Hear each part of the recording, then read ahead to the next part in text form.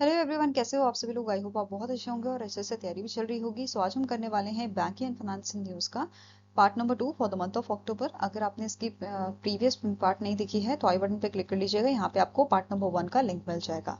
ठीक है, so let's begin with the session. Now, first आपका क्वेश्चन है Ola electric mobility limited that is Ola electric has launch which residential battery energy storage system marking its entry into India's 1 lakh crore BESS market. तो recently Ola electric ने launch किया है ओला शक्ति। ठीक है, इन्होंने लॉन्च किया है Ola Shakti. It is powered by 4680 Bharat cell technology. ठीक है, जो बैटरी है और इसकी डिलीवरी एक्सपेक्टेड है जनवरी 2026 तक। ठीक है, इसमें 4 वेरिएंट आपके अवेलेबल है। शक्ति एस जिसकी कैपेसिटी है 1.5 किलोवाट आवर और इसका प्राइस आपका रहेगा 29,999 फॉर द फर्स्ट 10,000 यूनिट। ठीक है, शक्ति एम यहाँ पे रहेगा आपका 3 किलोवाट आवर का। इसका प्राइस रहेगा 55,999। देन शक्ति एल जो है इसका आपका 5.2 किलोवाट आवर का रहेगा एंड प्राइस रहेगा 1,19,999। एंड शक्ति एक्सेल जो है इसका आपका रहेगा 9.1 किलोवाट आवर विद 1,59,990 प्राइस। ठीक है, नाउ नेक्स्ट आपको क्वेश्चन है the international monetary fund has revised India's gross domestic product growth forecast for financial year 2026 upward bye 20 basis point to -% in its latest October 2025 World Economic Outlook report titled Global Economy Influx Prospect Remain Dim। तो recently IMF ने India की financial year 2026 की जो projection है GDP projection वो increase की है 20 basis point and it reach to 6.6%। ठीक है, वहीं पे फाइनेंशियल ईयर 2025 की 6.5% और 27 की 6.2% बताई गई है। Quarter 1 of financial year 2026 it is 7.8% and quarter 2 के लिए 7% बताई गई है। वहीं पे इन्फ्लेशन प्रोजेक्शन की बात करें तो ये आपकी फाइनेंशियल ईयर 2026 के लिए 2.8% बताई गई है और 27 के लिए 4% बताई गई है।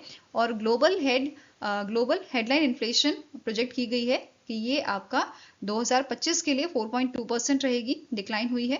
4.2% बताई गई है और फर्दर 3.7% ये आपकी बताई गई है, जो आगे आपकी और डिक्लाइन हो रही है 2026 में। ठीक है, IMF की बात करें, इसके करंट MD हैं क्रिस्टलिना जॉर्जिवा। हेडक्वार्टर वॉशिंगटन में लोकेटेड है और इसे 1944 में स्टैब्लिश किया गया था और करंट मेंबर्स नेशन इसके 191 है। Now next आता है which among the following subsidiary of NPCI recently in October signed MOU with Japan's Nippon Telegraph and Technology Data to enable unified payment interface acceptance across merchant location in Japan। तो recently NPCI जो है इन्होंने agreement sign किया है, इनकी एक subsidy है जिसने अग्रीमेंट साइन किया है जापान की Nippon telegraph and technology data के साथ, ताकि जैसे फॉर एग्जांपल इंडिया का कोई पर्सन अगर मतलब इंडिया का टूर कोई पर्सन जापान में जाता है, ठीक है, वहाँ घूमने जाता है और वो डायरेक्टली अपना मतलब वहाँ का QR कोड स्कैन करके मर्चेंट का और पेमेंट कर दे। तो इन सब चीज़ों की फैसिलिटी प्रोवाइड करने के लिए NPCI की इंटरनेशनल पेमेंट लिमिटेड ने ये अग्रीमेंट साइन किया है जापान की Nippon telegraph and technology data के साथ। ये क्लियर हुआ।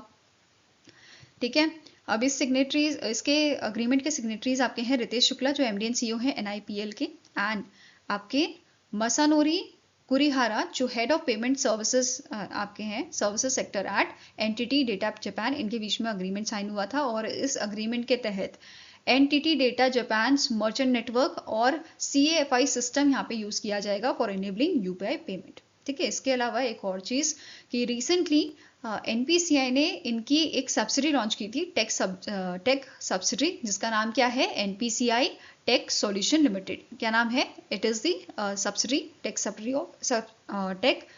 Of NPCI tech solution limited. Recently ही ये आपका न्यूज में था। ठीक है, Now next आपको क्वेश्चन है the EPFO that is Employees Provident Fund Organization signed an MOU with which bank to provide doorstep digital life certificate services to EPS 95 pensioners। तो इनमें से कौन सा बैंक है जिसके साथ EPFO ने अग्रीमेंट साइन किया है, MOU साइन किया है, ताकि डोर स्टेप में digital life certificate services provide की जा सके पेंशनर्स को। ठीक है, so answer here is option number B that is India post payment bank के साथ इनकी यह अग्रीमेंट हुई है। ठीक है, अब स्टैटिक इन्फॉर्मेशन कवर करते हैं। इंडिया पोस्ट पेमेंट बैंक के MD and CEO हैं आर विश्वेश्वरन। हेडक्वार्टर इसका लोकेटेड है न्यू दिल्ली में एंड इसकी शुरुआत 2017 में की गई थी।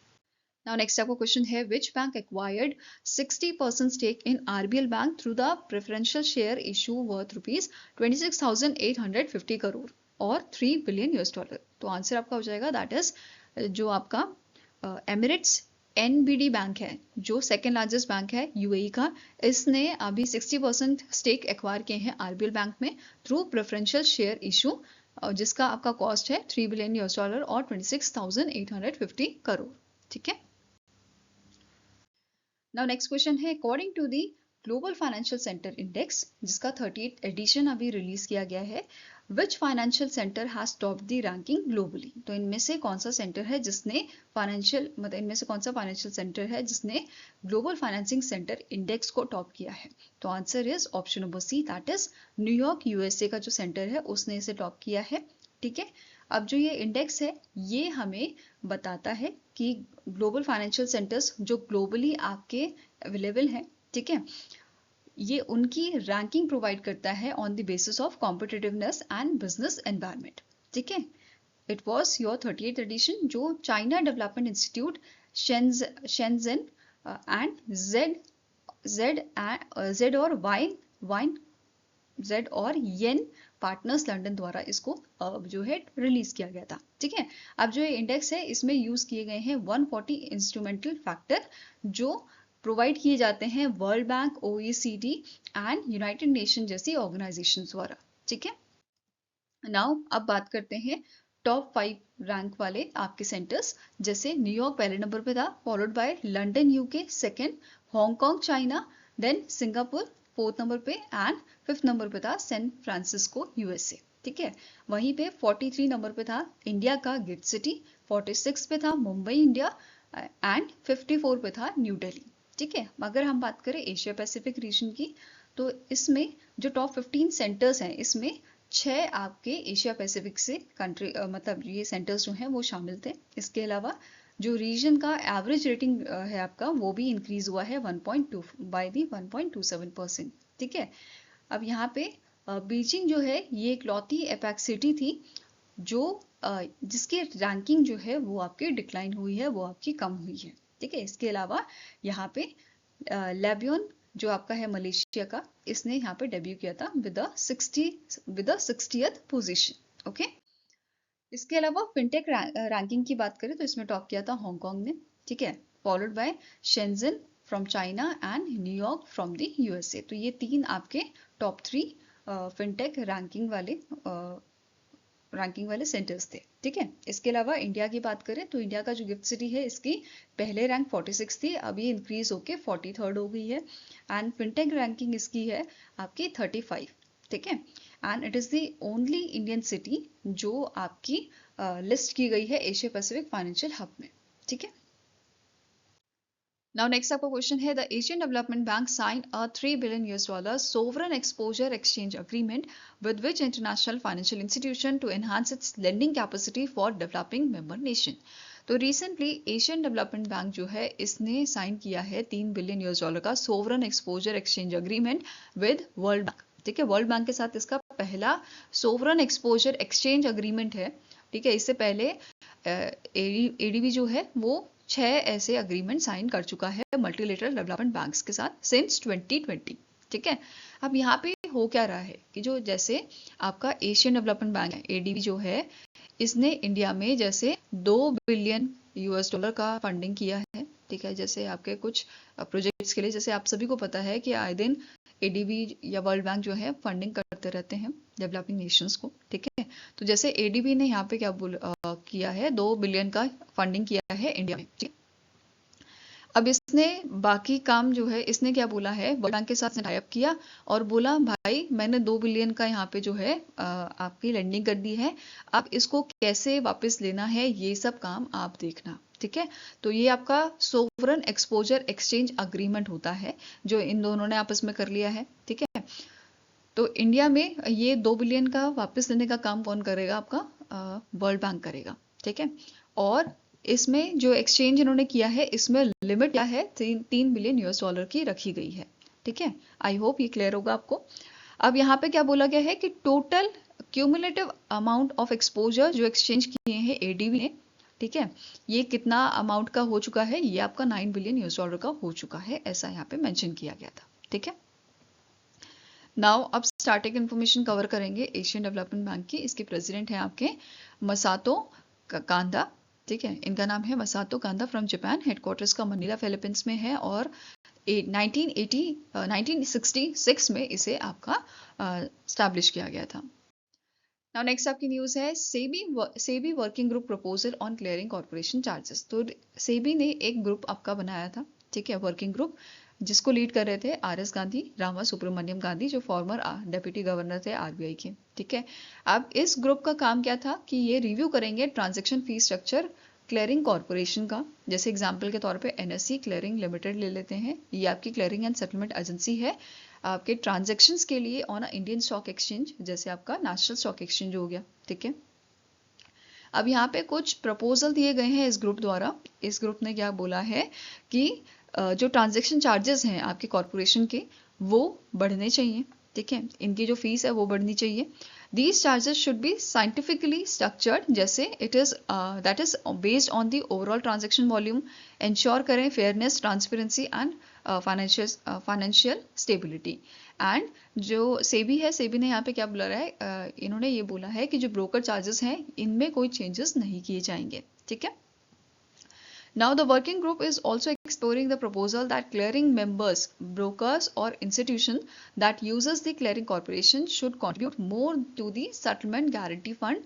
तो इनको यहाँ पे क्या बोला है, जो आपके ब्रोकर हैं या इंस्टीट्यूशन है, ठीक है, जो यूज कर रहे हैं क्लियरिंग कॉर्पोरेशन का, उनको यहाँ पे ज्यादा कंट्रीब्यूशन करना होगा सेटलमेंट गारंटी फंड में। अब SGF ये आपका एक फाइनेंशियल सेफ्टी बफर है इंश्योर करने के लिए settlement even if the member defaults, ठीक है। नाउ नेक्स्ट आपका पॉइंट क्या बोल रहा है, जो इंटरनल स्टडी है इसमें ऐसा पाया गया है कि जो करंट अर्निंग मॉडल है of clearing corporation is weak and they are not self sufficient, ठीक है। करंटली एनएससी क्लियरिंग जो है ये इनको सिर्फ 5 से 6% का फीस कलेक्ट किया जाता है, दिया जाता है by the NSC from members, and it is proposed कि ये आपका इंक्रीज करके 25% या उससे ज्यादा किया जाए, ठीक है। The change would make clearing corporation more financially stable and self reliant, ठीक है। नाउ क्वेश्चन हियर इज कि किस टाइप का क्वेश्चन यहाँ पे बन सकता है वो डिस्कस करते हैं। जैसे under the new proposal the share of a fee received by NSC clearing limited from total fees collected by the NSC may increase from current 5 to 6% to around how much it is 25% और higher, ठीक है। अब सेबी की भी बात कर लेते हैं लगे हाथों कि सेबी के चेयरमैन कौन है, तुहिन कांता पांडे, और इसका हेडक्वार्टर मुंबई महाराष्ट्र में आपका लोकेटेड है, ठीक है।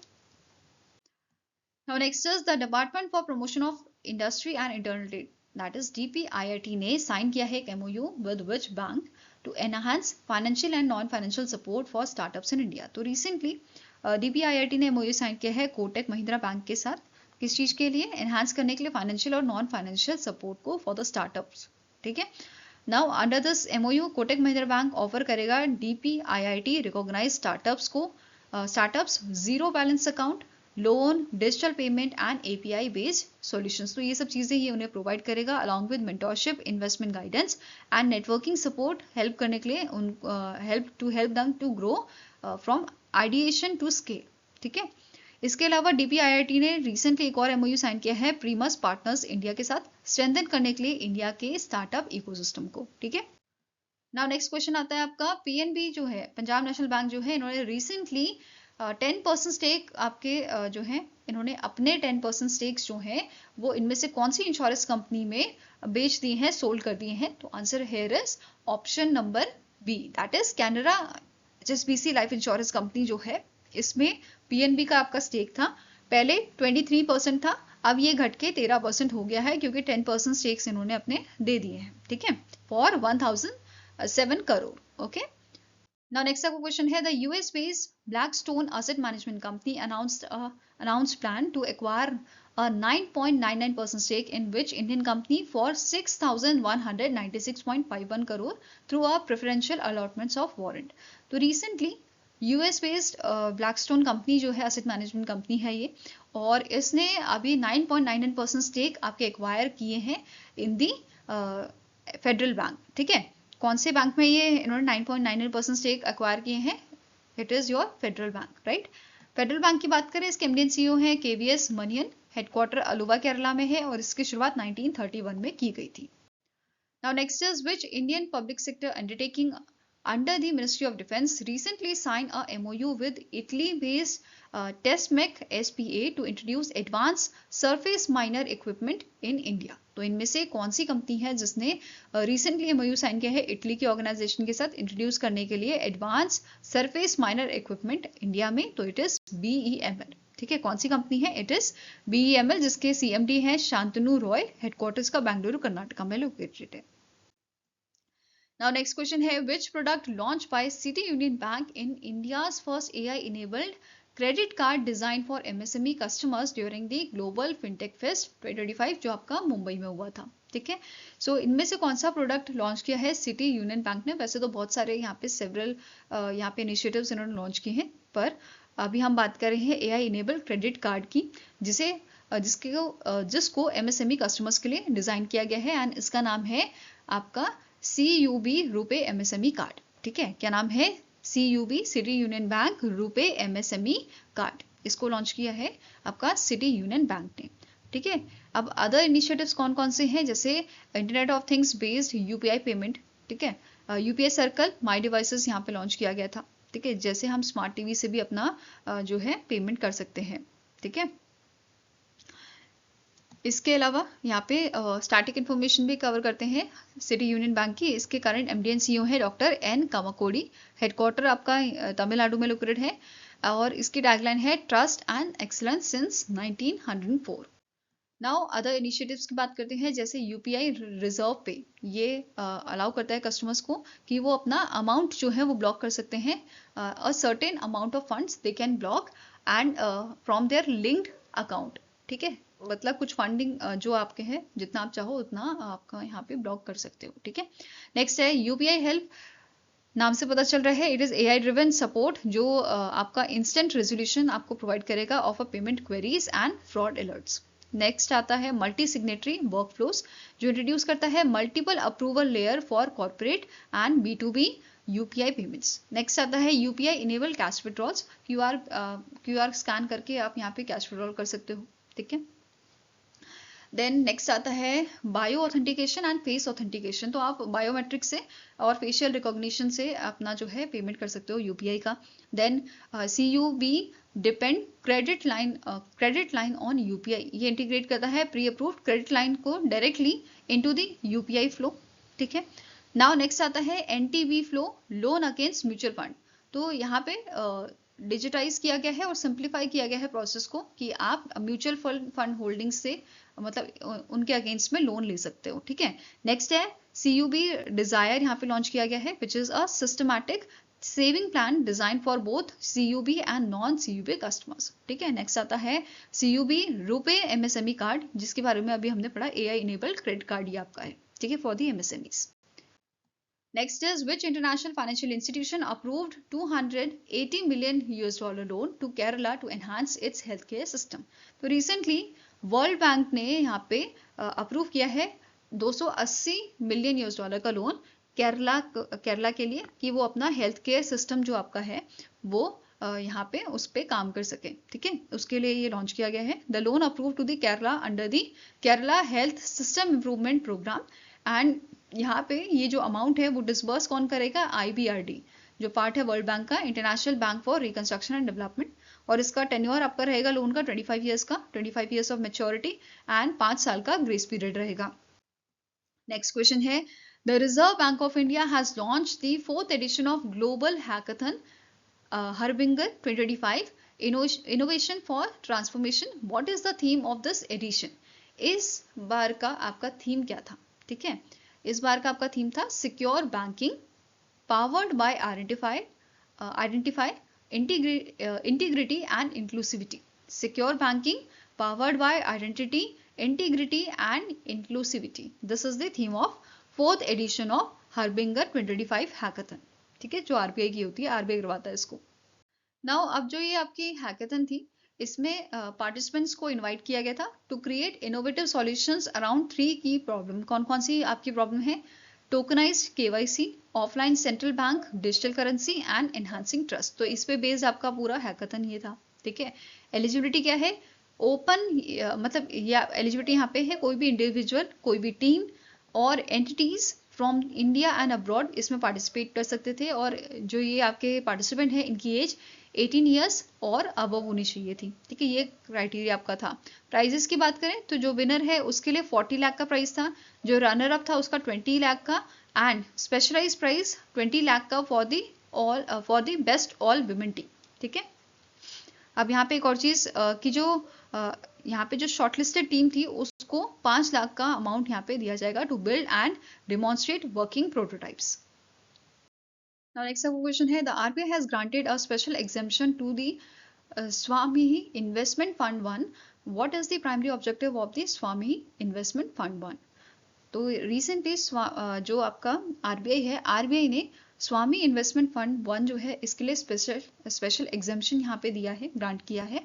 और इसका एम क्या है? प्रोवाइड करना debt financing for stalled and stress affordable and mid income housing projects. ठीक है, सो आंसर आपका हो जाएगा, it is option number B. और ये एग्जाम्पशन डिजाइन किया गया है ताकि जो हमारी रेगुलेटेड एंटिटीज हैं, बैंक्स हैं, जो हमारे एनबीएफसीज हैं, ठीक है, वो इन्वेस्ट करें इस फंड में। ठीक है, इसके अलावा यहाँ पे बात करें इस फंड की, तो ये स्पेशल विंडो है for the affordable and mid income housing investment fund. मतलब ये इसका फुल फॉर्म है, special window for affordable and mid income housing investment fund 1, जिसे 2019 में लॉन्च किया गया था। और इसे मैनेज कौन करता है? आरबीआई की एसबीआई की subsidiary SBI cap venture limited. ठीक है, इस एग्जाम्पशन से पहले इंडिविजुअल लिमिट जो आपकी थी, जैसे अ सिंगल रेगुलेटेड एंटिटी जो है वो इन्वेस्ट कर सकती थी only up to 10% of the fund corpus. ठीक है, एंड अब यहाँ पे और कलेक्टिव लिमिट जो आपकी थी, all regulated entities together could invest up to 20% of the funds corpus. ठीक है, पहले ये आपका इंडिविजुअल का 10% था और कलेक्टिव लिमिट जो थी वो आपकी 20% हुआ करती थी before this exemption, right. Next question है, the Reserve Bank of India approved the reappointment of which veteran bureaucrat as the part-time chairman of Kotak Mahindra Bank effective from 1st January 2026। तो recently RBI ने reappoint किया है CS Ranjan को कि as a part time chairman of Kotak Mahindra bank. ठीक है, अब इनका टर्न्योर जो है 1 जनवरी 2026 से शुरू होगा और 21 अक्टूबर 2027 तक चलेगा। ठीक है, अब बात करें यहाँ पे स्टैटिक इन्फॉर्मेशन की, तो कोटक महिंद्रा बैंक के सीईओ कौन है? अशोक वासवानी। स्टैब्लिश इसे किया गया था 21 नवंबर 1985 को। हेडक्वार्टर आपका मुंबई महाराष्ट्र में लोकेटेड है। नेक्स्ट आपकी न्यूज है, recently second edition of a half yearly payment system report जो है वो रिलीज किया गया है आरबीआई द्वारा, जिसमें डेटा जो है बेसिकली उसको एनालाइज किया गया है, जैसे आपका एनपीसीआई का, ठीक है, आपका जो नेफ्ट होता है, आरटीजीएस होता है, तो इसके डेटा को यहाँ पे एनालाइज किया गया है। तो इस रिपोर्ट में क्या क्या था वो देखते हैं। जैसे इस रिपोर्ट में मेंशन किया गया है, लास्ट 10 ईयर में डिजिटल ट्रांजेक्शन जो है वो आपके इंक्रीज हुए हैं 38 times in volume and over 3 times in value, ये इंक्रीज हुए हैं। ठीक है, एज इन 2024 जो डिजिटल पेमेंट है आपकी, ठीक है, अगर हम बात करें टोटल ट्रांजैक्शन वॉल्यूम, तो ये 99.7% आपकी थी digital payment and 95.7% total transaction आपकी वैल्यू में थी। ठीक है, इसके अलावा अगर हम फर्स्ट हाफ की बात कर रहे हैं जनवरी से जून की, तो टोटल ट्रांजैक्शन यहाँ पे देखी गई है 12,549 करोड़ की। टोटल वैल्यू आपकी देखी गई है 1,572 लाख करोड़ की। ठीक है, जिसमें से डिजिटल शेयर जो आपका था 99.8% वॉल्यूम का था, 97.7% वैल्यू का देखा गया है फर्स्ट हाफ में। ठीक है, अब बात करें पेमेंट मोड्स की, तो यूपीआई जो है ये आपका मोस्ट प्रेफर्ड मोड था। ठीक है, ट्रांजेक्शन्स के लिए फर्स्ट हाफ में वॉल्यूम वाइज बात करें तो 10,637 करोड़ ट्रांजेक्शन्स यहाँ पे हुई है through UPI. By value it is 143.3 lakh crore. ठीक है, इतना यहाँ पे वैल्यू जो है आपकी देखी गई है। इसके अलावा 85% यहाँ पे जो अगर बात करें हम शेयर ऑफ टोटल ट्रांजेक्शन, तो 85% बाय वॉल्यूम ये था आपका, ठीक है, यूपीआई में, एंड 9% बाय वैल्यू आपका देखा गया था। ठीक है, नाउ आरटीजीएस की बात करें तो यहाँ पे आपका देखा गया है शेयर की अगर हम बात करें, ठीक है, तो 69% ऑफ टोटल ट्रांजेक्शन वैल्यू आपका आरटीजीएस से किया गया है एंड 0.1% टोटल वॉल्यूम आपका आरटीजीएस का था। ठीक है, क्रेडिट कार्ड की बात करें तो टोटल आउटस्टैंडिंग क्रेडिट कार्ड आपके यहाँ पे देखे गए हैं 11.12 करोड़ का। डेबिट कार्ड की बात करें तो ये भी आपका ज्यादा यूज किया गया था as compare to credit card, it is 100.52 crore. ठीक है, देन पीपीआईस की बात करें तो इसकी वैल्यू आपकी 2024 की हम बात कर रहे हैं, इसमें हमने कितना ट्रांजेक्शन यहाँ पे देखा है, it is around 698.9 crore transaction with a worth of 2.23 lakh crore. ठीक है, इसके साथ ही भारत बिल पेमेंट सिस्टम की बात करें तो यहाँ पे 2024 में ट्रांजेक्शन्स हमें देखी हैं 217.5 करोड़ ट्रांजेक्शन्स हमें यहाँ पे देखने को मिली है, which is 17 times increase as compare to in the transaction volume. ठीक है, अगर यहाँ पे हम कंपेयर करें 2019 से तो ये आपका 17 टाइम इंक्रीज हमें देखने को मिल रहा है। ठीक है, इसके अलावा अगर हम बात कर रहे हैं आईएमपीएस की तो यहाँ पे भी हमें इंक्रीज देखने को मिला है, लगभग आपकी जो वॉल्यूम है वो डबल हो गई है इन 2024 विच इज 593.8 करोड़ ट्रांजेक्शन्स। ठीक है, देन नेफ्ट की हम बात कर रहे हैं तो नेफ्ट में भी 2024 में 926.8 करोड़ ट्रांजेक्शन्स हमें देखने को मिली है, which shows a increase of 3.5 times and value almost यहाँ पे डबल हो गई है। ठीक है, अगर हम कंपेयर कर रहे हैं प्रीवियस 2019 से। ओके, अब बात कर लेते हैं गवर्नमेंट सिक्योरिटीज मार्केट की, तो वैल्यू जो है ये आपके 769 लाख करोड़ से बढ़ के 2024 में 1812 लाख करोड़ हो गई है। ठीक है, वैल्यू की बात करें तो ये भी बड़ी है, 17.6 लाख ट्रांजेक्शन ये बाय वॉल्यूम हो गया है। ठीक है, not value by volume. Okay, अब बात करते हैं इनवर्ड रेमिटेंस की, तो इंडिया जो है ये वर्ल्ड का लार्जेस्ट रेसिपिएंट रहा है आपका इनवर्ड रेमिटेंस में with a 137.7 billion US dollar in 2024। ठीक है, वेयरएज आउटवर्ड रेमिटेंस में लीड किया है यूएसए ने with 98.4 billion US dollar as per this report. ठीक है, कॉस्ट ऑफ रेमिटेंस की हम यहाँ पे बात करें तो जो global average cost of remittance है ये हमारा घट गया है 6.62%, ये आपका Q3 ऑफ 2024 में हमें देखने को मिला था, Q2 में ये 6.65% देखने को मिला है। इसके अलावा नोट करना है आपको यूएन एसडीजी एंड G20 का टारगेट कि हमें रिड्यूस करना है आपकी कॉस्ट ऑफ रेमिटेंस 3% बाय 2030। ठीक है, नाउ इस पे बेस आप क्वेश्चन कर लेते हैं, which payment mode contributed the largest share of transaction volume in India during the first half of 2025 as per RBI's payment system report June 2025। तो सबसे ज्यादा जो आपका largest share of transaction volume देखने को मिला था हमें फर्स्ट हाफ में, it is by the UPI. ठीक है, unified payment interface. So answer हो जाएगा it is option number D, and UPI is accounted for 85% of total transaction volume in first half of 2025 and only 9% in a value terms। okay, now next आपका यहाँ पे news है, recently ministry of finance ने नई guidelines issue की है under the banking laws amendment act 2025। ठीक है, इस गाइडलाइंस को इशू करने का मेन एम क्या है, जो डिपॉजिटर है इसके जो राइट्स हैं उसको फ्लेक्सिबल किया जाए। ठीक है, by giving them more flexibility and control over the nomination for, जैसे आप अकाउंट खुलवाने जाते हो तो नॉमिनी यहाँ पे पूछा जाता है कि आपके बाद पैसा किसको मिलेगा, राइट। सो इसी में ही कुछ चेंजेस किए गए हैं। For the bank deposit account, safety lockers are set in a safe custody। ठीक है, जो प्रोविजन है they are under the section 10, 11, 12, 13। ठीक है, और ये इफेक्ट में आएंगे 1 नवंबर 2025 से। ओके, मतलब आ गए हैं। ओके, नाउ अब की फीचर्स यहाँ पे क्या है कि मल्टीपल नॉमिनेशन अलाउ किया गया है, मतलब जो कस्टमर है वो अब एक से ज्यादा पर्सन को नॉमिनेशन यहाँ नॉमिनेट कर सकता है। ठीक है, अप टू 4 पर्सन की यहाँ पे लिमिट दे दी है। नॉमिनेशन जो है वो साइमल्टेनियसली और सक्सेसिवली दो टाइप से किए जा सकते हैं। साइमल्टेनियसली मतलब जैसे फॉर एग्जांपल जो कस्टमर है उसकी डेथ हो जाती है तो पैसा जितने नॉमिनी उसने यहाँ पे रखे हैं उन सबको मिल जाए। सक्सेसिवली में क्या होगा कि जो पर्सन है उसकी डेथ के बाद जो फर्स्ट प्रायोरिटी उसने रखी होगी, जैसे वाइफ उसने रखी है या स्पाउस उसने रखा है तो स्पाउस को पैसा मिलेगा। स्पाउस अगर डेथ हो जाती है स्पाउस की, आफ्टर दैट जो सेकेंड नॉमिनेशन होगा उसको पैसा मिलेगा। ठीक है, ये सक्सेसिवली वाला होता है कि स्टेप बाय स्टेप ये चलेगा। ठीक है, अब ये जो मूव है ये सिंप्लीफाई करेगा क्लेम सेटलमेंट को and ensure smoother transmission of assets. ठीक है, अब यहाँ पे बात करते हैं डिपॉजिट अकाउंट की। पहला यहाँ पे क्या था, बैंक डिपॉजिट अकाउंट। इसके लिए जो डिपॉजिटर है उसके पास चॉइस है कि वो साइमल्टेनियस नॉमिनेशन या सक्सेसिव नॉमिनेशन दोनों में से कोई भी ऑप्ट कर सकता है। ठीक है, दूसरा यहाँ पे आता है आपका articles in safe custody and locker. यहाँ पे एक चीज नोट करनी है कि जो आपका नॉमिनेशन है वो सिर्फ और सिर्फ सक्सेसिव होना चाहिए, ऐसा यहाँ पे मेंशन किया गया है। ठीक है, साइमल्टेनियस नॉमिनेशन और सक्सेसिव दोनों की बात कर लेते हैं। ठीक है, साइमल्टेनियस नॉमिनेशन जो है इसमें 4 नॉमिनी आप कर सकते हो, up to 4 nominees you can appoint at the same time. ठीक है, जो डिपॉजिटर है they must specify each nominees share of percentage. जैसे एक पर्सन है अनुज, ठीक है, अनुज ने पहला नॉमिनेशन किया वाइफ का, ठीक है, दूसरा इसके पहले बेटे का फर्स्ट सन, तीसरा आपका हो गया सेकंड सन।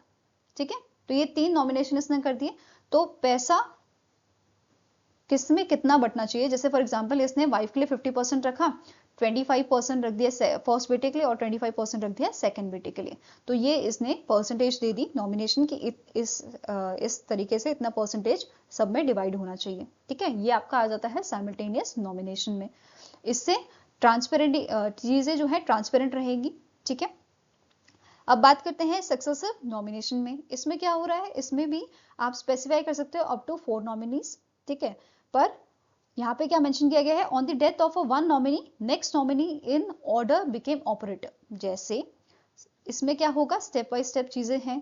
पहला वाइफ है, अनुज ने अपनी वाइफ को फर्स्ट नॉमिनी यहाँ पे बनाया था, मतलब इसके डेथ के बाद वाइफ को पैसा मिलेगा। वाइफ की डेथ हो जाती है तब जाके फर्स्ट बेटे को पैसा मिलेगा, और आफ्टर दैट ऐसे ही ये सीक्वेंस चलेगा सेकेंड बेटे के लिए। ठीक है, तो ये होता है आपका सक्सेसिव नॉमिनेशन। क्लियर हुआ? नाउ इस पे बेस क्वेश्चन कर लेते हैं। Consider the following statement regarding the nomination types introduce under the act.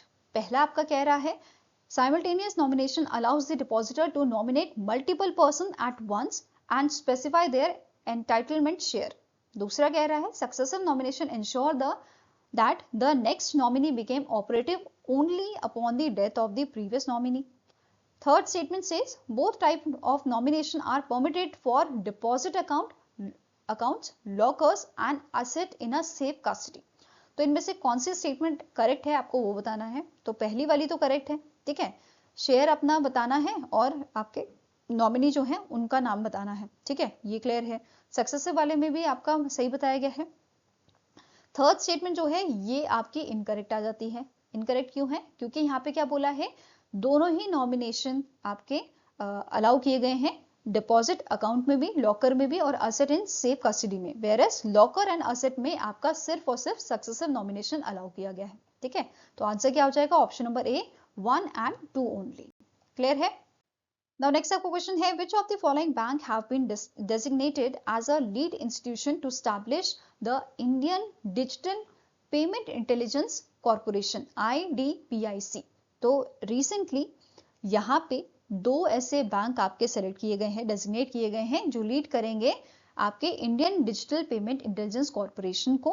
तो इनका नाम है, एक तो आ जाता है स्टेट बैंक ऑफ इंडिया, दूसरा आ जाता है आपका बैंक ऑफ बड़ौदा। ठीक है, ये दोनों लीड इंस्टीट्यूशन आपके जो है सेलेक्ट किए गए हैं।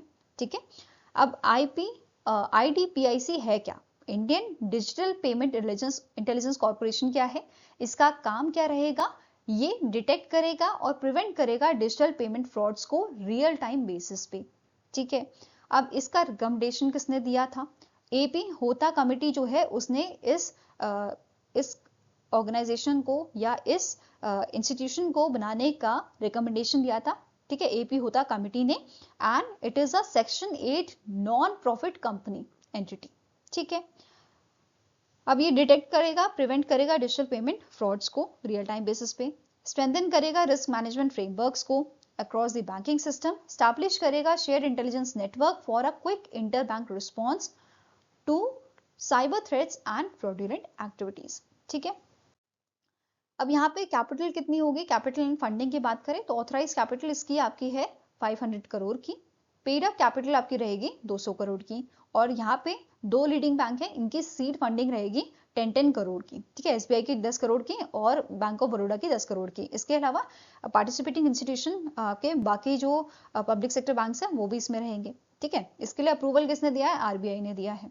ठीक है, अब ये जो इंस्टीट्यूशन है आपका, ये जो एंटिटी है, ये यूज करेगी AI and machine learning algorithms को एनालाइज करने के लिए ट्रांजैक्शन पैटर्न्स, डिटेक्ट करने के लिए अनयूजुअल और सस्पिशियस एक्टिविटी और आइडेंटिफाई करने के लिए potential fraud before transaction completion. ठीक है, मतलब ये साइबर फ्रॉड से हमें बचाने का काम करेगी। ठीक है, इसके अलावा रियल टाइम अलर्ट सिस्टम की अगर हम बात करें तो जो बैंक्स हैं इनको रियल टाइम अलर्ट सिस्टम यहाँ पे भेजा जाएगा on potentially fraudulent transaction, and ये हमें हेल्प करेगा in preventing financial losses by stopping और फ्लैगिंग द ट्रांजेक्शन इंस्टेंटली।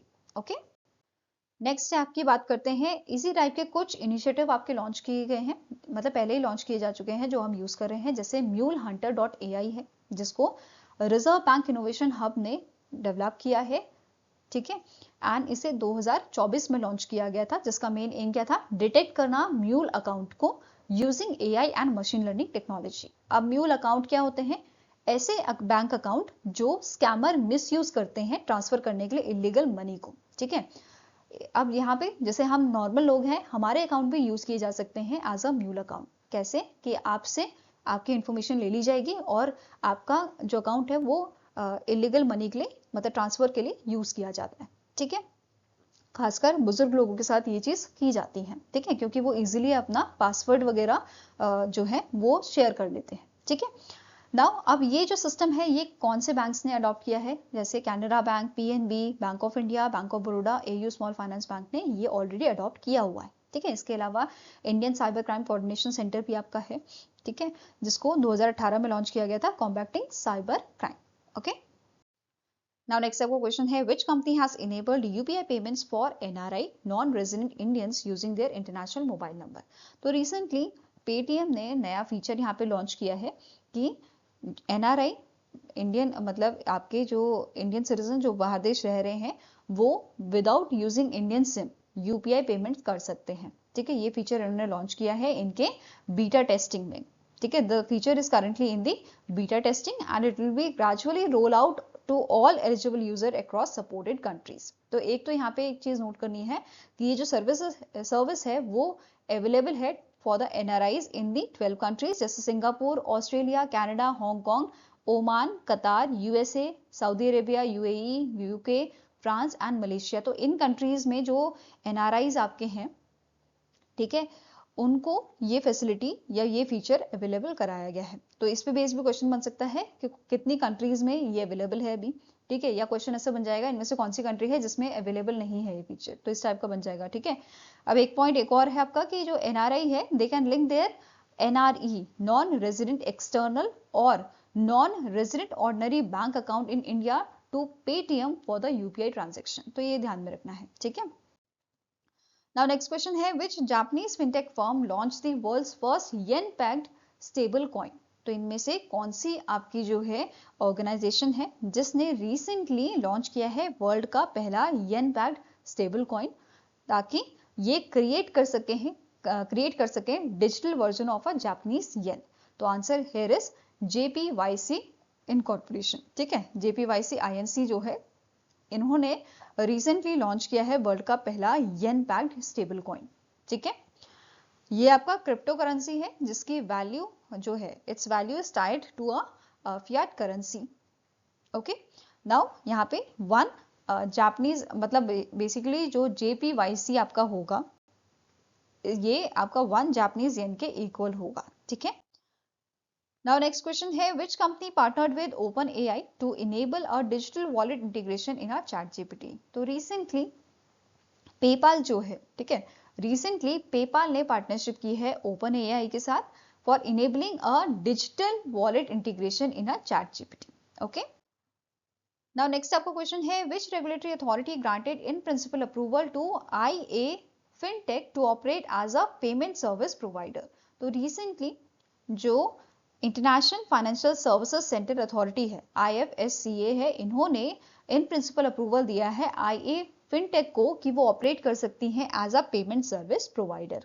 ठीक है, और ये आपका ऑपरेट करेगी payment service provider at the Gujarat international finance tech city international financial services centre में, जो आपका गांधीनगर गुजरात में लोकेटेड है। एंड ये प्रोवाइड करेगी escrow services, cross border money transfer and merchant acquisitions को। ठीक है, इसके अलावा ऑपरेशन इम्पैक्ट की बात करें तो ये यहाँ पे इन्होंने मेंशन किया है कि जो सेटलमेंट पीरियड है अब वो रिड्यूस हो जाएगा, जहां पे पहले 36 टू 48 आवर्स का टाइम लगता था, नाउ ये आपका रियल टाइम बेसिस पे काम करेगा, ठीक है। एंड यहाँ पे जो डिपेंडेंसी है वो भी आपकी कम हो जाएगी on a traditional correspondent banking networks, transaction cost जो है वो अब कम हो जाएगी, ठीक है।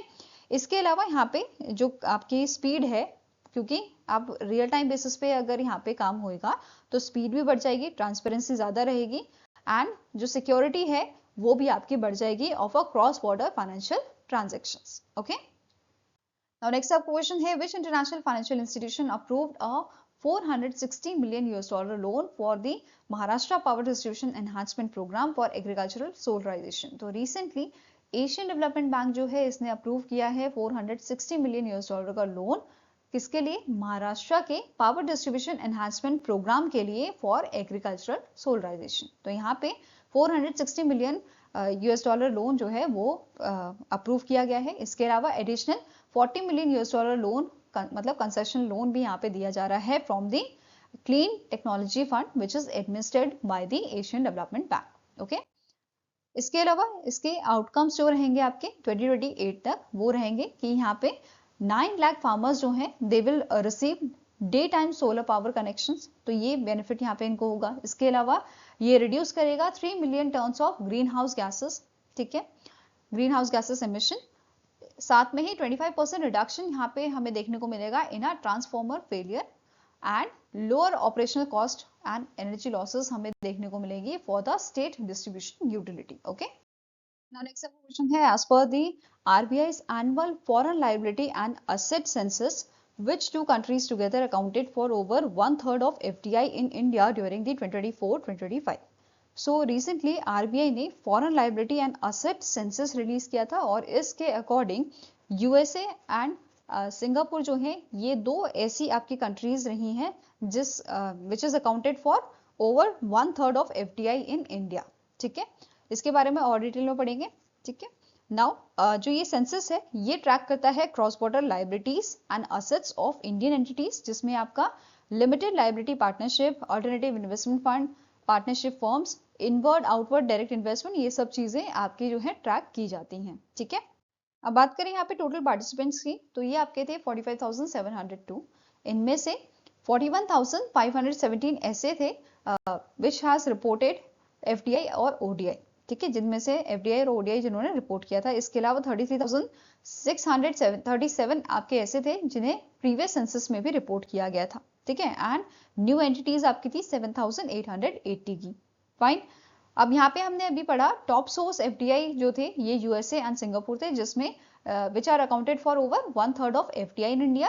एंड इसके अलावा कौन कौन सी कंट्रीज यहाँ पे टॉप सोर्सेस में आती हैं? It is Mauritius, UK and Netherlands, ठीक है। टॉप डेस्टिनेशन ऑफ ODI ये आपकी रहेंगी Singapore, USA and UK। Fine, now बात करते हैं इन्वेस्टमेंट डिस्ट्रीब्यूशन की। तो इनवर्ड FDI जो था it is total rupees 68,75,931 crore, जिसमें से 20% आपका USA का था, 14.3% सिंगापुर से, 13.3% मॉरिशस से, UK से 11.2%, नीदरलैंड से 9% था। वहीं पे आउटवर्ड ODI की बात करें तो इसका टोटल था आपका 11,66,790 करोड़ का, जिसमें से 22.2% आपका यहाँ पे कंट्रीब्यूशन था सिंगापुर का, 15.4 USA का, 12.8 UK का, और नीदरलैंड का था 9.6%, ठीक है। Now next आपको पॉइंट है, the market value of a total FDI is in unlisted companies surpass that in the listed companies as at the end of March 2025। तो यहाँ पे क्या बोला है, जो मार्केट वैल्यू थी आपकी of a total FDI in unlisted companies, ये आपकी ज्यादा थी as compare to the listed company, ठीक है। अगर हम बात करें यहाँ पे ग्रोथ की, ग्रोथ ऑफ ODI की, तो it is 17.9%, surpass the growth of FDI 11.1% in rupee terms during the 2024-2025। वहीं पे सेक्टर वाइज FDI की बात करें तो सबसे ज्यादा यहाँ पे अगर हम सेक्टर वाइज बात करें तो हाईएस्ट शेयर आपका था टोटल FDI इक्विटी का मैन्युफैक्चरिंग सेक्टर में, ठीक है, एंड सर्विस सेक्टर आपका सेकंड नंबर पे आता था, मतलब सेकंड हाईएस्ट शेयर आपका था सर्विस सेक्टर का, ठीक है। नाउ नेक्स्ट क्वेश्चन है, इन अक्टूबर 2025 रिलायंस इंटेलिजेंस लिमिटेड जो आपकी सब्सिडी है रिलायंस की, ठीक है, it entered into a strategic partnership with which tech company to accelerate AI adoption in India? तो recently Reliance Intelligence Limited जो है इसने पार्टनरशिप की है गूगल के साथ for accelerating the AI adoption in the India.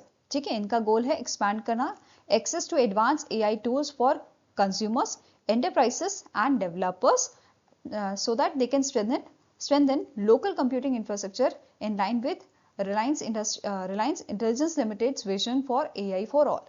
ठीक है, अब यहाँ पे जियो और गूगल का बेसिकली जो रिलायंस और गूगल का पार्टनरशिप हुआ है, ये दोनों इस पार्टनरशिप के तहत ऑफर करेंगे new AI plan which is Google AI pro plan, जो लेटेस्ट गूगल जेमिनाई मॉडल आपको प्रोवाइड करेगा एंड इसका कॉस्ट रहेगा पर यूजर 35,100 का. ठीक है, और यहाँ पे फ्री एक्सेस प्रोवाइड किया जाएगा जियो यूजर्स को which is aged between 18 to 25 years on unlimited 5G plans, जिनको फ्री एक्सेस यहाँ पे प्रोवाइड किया जाएगा गूगल जेमिनाई का 2.5 प्रो वर्जन का फॉर द 18 months.